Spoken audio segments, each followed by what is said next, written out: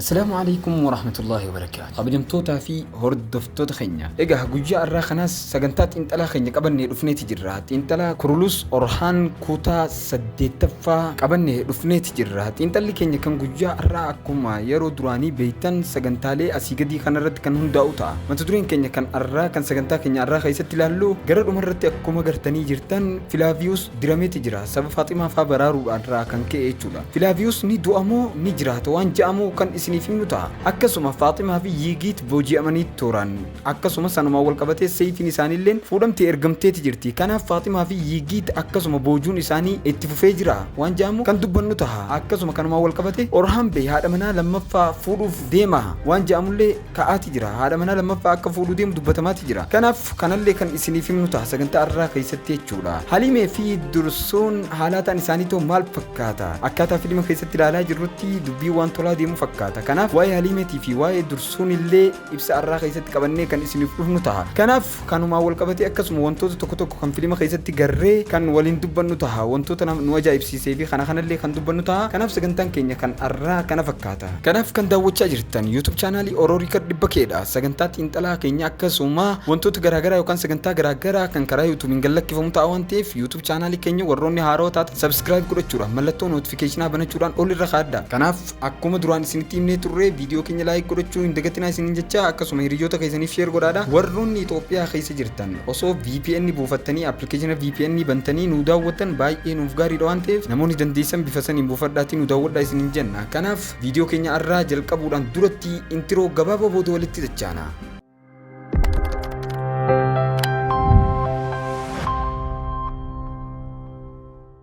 Egaa walitti dachaaneeti jirra qabilamtootaa fi hordoftoota keenya xiinxala keenya kan torbeedhaan deemnu baay'ee milkaawaati jira isin kudhan keessaa meeqa kannitaniif akkuma torbee kana dura isin jee ture yaanni keessan nuuf bu'uura waan ta'eef yaada keessan beekuun dirqama keenya waan ta'eef akkaataa gara fuulduratti ittiin fufnuuf jechuudha kanaaf namoonni baay'een kana durallee kudhan keessaa torba saddeet kudhan kan nu tures niira garuu kudhanii gad namni kan hin jiru kanaaf jajjabina keenya gara fuulduratti ni harkisa waan ta'eef baay'ee jabaadhaadha arrallee yaada keessan nuuf haa'uun dagatinaa isin jecha wantoota yaadii isinitti ta'e kamiyyuu gaafachuu hin dagatinaa deebisaa keessan isinii deebisaa waan jirruuf akkasuma karaa FB peejii keenyaatiin illee namootichi jala gaafii gaafatanillee gaafii keessan haga danda'ametti tokko lama irra baay'ee wal fakkaatu waan ta'eef irraa isinii deebisuuf ni yaalla akkasuma achi jalatti illee isiniif deebisaa jirra kanaafuu yaada keessan kannachuu hin dagatinaa isiniin jecha sagantaa keenya ka'arraa jalqabuudhaan duratti wantoota nu dinqisiise tokko tokko kan dubbannu taha torbee darbe keessatti wanni baay'ee garaa naraase keessa Halimee yeroo waa'ee maal hunaatu yeroo fuudhaa fi yeruma sanitti dirqisiiftu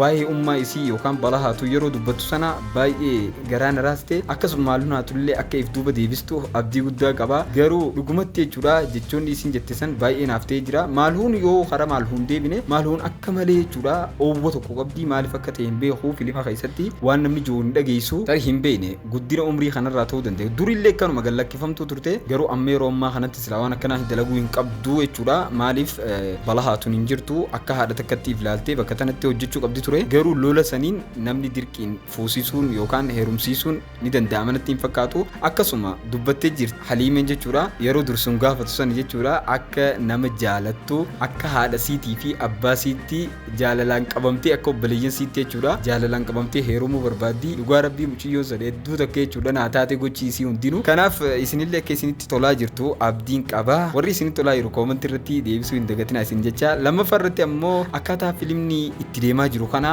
waa'een isaa kun amma baay'ee tolaatii jiran fakkaata akka xiyyatte jechuudha wantoota nama rirrifachiisan gara dhuma irratti fiduu eegalanii jiranii akkuma Usmaan sanitti jechuudha haalaataan fiilmaa uumaa hin jiru kudhan keessaa jaha kannuuf ni dandeenyaan jaha akkaataa fiilmni ammaan tan itti deemaa jirutti jechuudha akkasuma wanti na dinqisiise keessaa waa'ee Iraza Haatun akkasuma Abdurrahmaan Alfii fi isiidhaa fi ammas deefnee yeroo nii fi tatta'anii iddoo nyaatatti haasoo jiran sanii yeroo Irazaan dhuftee Abdurrahmaan ni jaalatte jechuun akka waan jaalachaa jirtu na fakkaata akka xiyyatti wal dhabdeen gaa takkuma tokkoon uumamaati jira isinillee kun akka isin dinqisiisu abdiin qaba Iraza Haatun kan umriin guddoo abbaa manaa 8 immoo kan heerumeetiin jireetteenitu turte Halimeedhaan jechuudha keessaafuu isii fi Halimeen faan baay'ee dasna ja'anii iddoo Faaximaa fi Halimeen wal bireeran ka Faaximaan wantoo dhugoonsan fuutee deemuunii fi barbaadde isiin dhorkinaan Halimeedhaan qabeetteeni duwida irratti utaaltee bakki sun hedduu takkana dinqisiise hedduu takkana tole jechuun keessaafuu hariiroo Irazaa fi Halimee waliin qaban baay'ee dasna ja'a. Kanaaf Haliimeen fan nama gahee guddaa baachuu jiru keessaa isii tokkodha. Haliimeen hedduu takka jechuun Haliim muduraanii san fakkaatti haalaataa gochi isiilleen irra tolaa deemu jira malee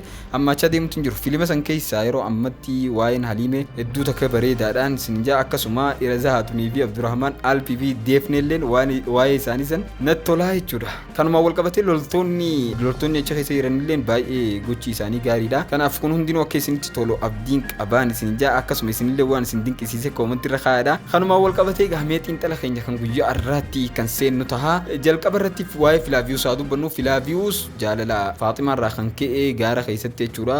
Faaximaadhaan osoo barbaadu jechuudha gaara keessatti arkee ture. Yeroo gaara keessatti arku sana Faaximaa fa'aa warra booji'amanii jiran arkeeti jira. Isii fi jechuudha Faaximaadhaa fi Yigiit booji'amaniiti jiru. Kanaaf Filaaviyuus seenee bakka san jidduutti dirameeti jira jechuun seeyfii itti as dhufaa jirtu akka waan diramee jirutti mul'ateeti jira. Kanaaf Filaaviyuus iddoo sanitti ni du'a gaafii jedhamu tokkotu jira. Bakka tanatti waa lama ta'uu danda'a. Tarii achitti Filaaviyuus yeroonii fi diramuuf itti as jiru san yookaan seeyfiin isa diruu hin dandeessu yookaan firraa qabuu danda'a. Akkasuma intalti taanilleen hordofaa waan jirtuuf isaan biratti gaarii godhuudhaaf isa baraaruu dandeessi yookaan ammoo iddoo sanitti diramee jaalala Faaximaadhaaf qabu baay'ee akka cimaa ta'u yookaan akka jabaatee mul'atu ta'uu danda'a. Maaliif jennaan sababa Faaximatti waan dirameef jechuudha. Isilleen kanarraa ka'uudhaan baay'ee isa jaalachuu dandeessi. Kanaaf walumaa galatti yoo bakka sani akka diramu ta'ellee hariiroon isaanii yookaan jaalalli isaanii akka jabaatu tahaa deema. Ammoo yoonii fi Faaximaan yookaan intalti Deefneen san dhuftee kanii fi bakka sani dirtu taate Deefneen isaan biratti akka waan amanamtu taate mul'achuu dandeessee jechuudha. Kanuma lamaanii akka intala keenyatti jechuudha. Akkasuma Faaximaa fi Yigiit yommuu gara waa'ee isaaniitti deebinu isaan booji'amanii jiranii haga ammatti booji'uu keessa jiranii yeroo inni ilaallu iddoo seeyfii sayyoo ilaalle akka xiinxala keenyatti seeyfiin sun seeyfii jechuudha. Yeroo jalqaba isaan booji'an jarri sun irraa fuudhee itti erge fakkaata. Akkasuma Filaaviyuus eegas booda dhufe waan ta'eef akka akkasitti yaaduun ni danda'ama jechuudha. Osoonii fi Filaaviyuus hin dhufin dura seeyfiin sun ergamtee jirti. Ergas booda Filaaviyuus seeyfii sana dhufee isaan baraaruu yookaan isaaniif tumsuu danda'a jenneeti yaannaa jechuudha. Akkasuma kana waa'ee kanaayyoo bira dabarre gaarii natti fakkaata. Akkasuma waa'ee Orhaan Bey fi haadha manaa lammaffaa inni fuudhuuf deemu dhugaadha. Orhaan Bey haadha manaa lammaffaa fuudhuuf deema waan jedhamu. Akkasuma isiin tun warroonni tokko koomantii jalatti maal jechuu turan isiin tun bakka intala amma Niilfer taatee hojjechaa jirtu tanaati buutee hojjetti namoonni jaanilleen hedduutu jira. No akkasii miti tunilleen intala impiraatoraati. Intala impiraatoraa tanaa Orhaan Bey ni fuudhaa jaamee dubbatamaati jira. Kanamee gara dhumarratti isiniif itti fufaa gara dhumarratti itti isinii aansa kanaasumatti dhaabnee haga dhumatti akka nu hordoftan abdii qabna. Kanaaf mee waa'ee biratti dabarree dhumarratti kan isiniif finnu tahaa jechuudha. Akkasuma waa'ee Haliimeetii fi Dursuun haalaataan isaanii maal fakkaata kan jenne irratti Haliimee fi Dursuun hariiroon isaanii baay'ee tolaatti deemu jira.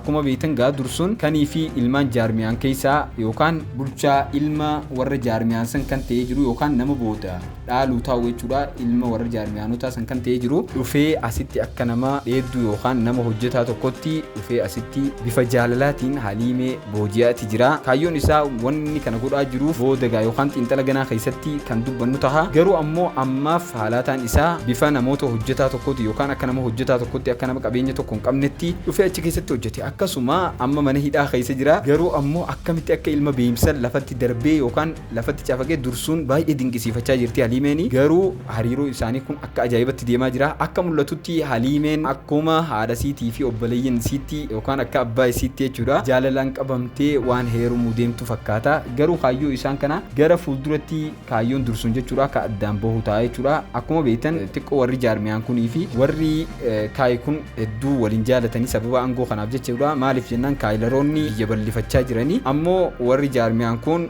akkuma beektan hagas mara guddaa tahaniituma garuu akka warra kaayii kanatti baay'ee bal'achaa hin jiranii saniif hinaaffaan dhufuu danda'a. Garuu gara fuulduratti kun gaawwaan addaan bahaa deemu ta'a jechuudha. Kanuma wal qabatee waa'ee dhimma Orhaan fuudhuuf deema haadha manaa lammaffaa fuudhuuf deema jiru kanarratti ammoo yommuu dechaanu eeyyeen Orhaan Bey haadha manaa lammaffaa fuudhuuf deema. Maqaan aaktara tanaa kan dhugaadha Iliinaa Boos jedhama. Akkasuma ammoo fiilima keessatti nama eenyuuf bakka buutee hojjechuuf deemti yoo jettan Asbaroja Haatun isiin tun haadha seenaa yookaan akkuma seenaa keessa jiruttu Asborojaan haadha manaa Orhaan Beeytan lammaffaa ta'uu isii ni beekama. Kanaaf jechuudha Asborojaan tun karaa biraatiin intala imperatoraati. Akkasuma intala imperatoraa tana sababoota tokko fuudhuu dandeeyee yaada. Keessaafuu irra baay'ee ni beektan mootiin tokko amma akka Usmaanitti illee yoo deebinee ilaalle Usmaan gaafa duraanii baalaa irratti sababaan inni itti maalhuun fuudhee sababuma takkaa fi ilmoo irraa dhabuudhaaf jecha maaliif jennaan jaalalaaf ni qaba waan ta'eef akkasuma Orhaan illee sababaan inni itti fuudhuu danda'u ilmaan ni qaba waan ta'eef siyaasaaf jecha isii fuudhuu danda'a jennee tiyaannaa siyaasaaf akka ni beeytanii fuunii namoota biyya takkaa fi biyya takkaa walitti hidhuu danda'a waan ta'eef sababaaf jecha yookaan siyaasaaf jecha fuudhuu danda'a garuu achii booda gaa jaalalumaan wajjin jiraatan ni beeyta haalaataan isaanii kan warra Usmaan kana keessa jiru nama dura waliin jaalatin illee booda keessa jaalaltiin uumamtii yoo isin nagayaan ka wajjin jiraattu taate kanaaf tana akka fuudhu seenaa keessatti illee ni dubbatama garuu ammoo siyaasaaf ta'uu danda'a jennee tiyaannaa kanaaf maalumaafuu viidiyoo kana booda keessatti waa'ee isii yoo kan mul'atu taate kan finnee isiniif ibsinu ta'a kanaaf xiinxala keenya kan guyyaa har'aa asumarratti yoo dhaabnee gaarii natti fakkaata kanaaf xiinxala keenya yeroo beeksisni gallakkifamnee qabannee kan isiniif dhufnu ta'a xiinxala keenya yoo isinitti tolaa jiraate koomantii nu godhuu hin dagatinaadha 10 keessaa meeqa akka kannitaniif nuuf himuu dandeessanii nutillee gara fuulduratti kan itti fufnu ta'a jechuudha kanaaf sagantaa keenya yoo isinitti tolaa jiraate hiriyoota keessaniif sheer godhuu hin dagatinaa warroonni haga ammatti laayik kan godhin jiraattan laayik godhaadha haaroo yoo taatan ammoo sabskiraayib godhachuudhaan mallattoo bilbilaa kana tuquudhaan olirra kaaddaa isin jenna wannoonni nuti gallakkifne yeroodhaan akka isin dhaqqabuuf kanaaf sagantaa keenya lammaffaadhaan haga walitti deebinutti nagayaan nuuf tura isin jenna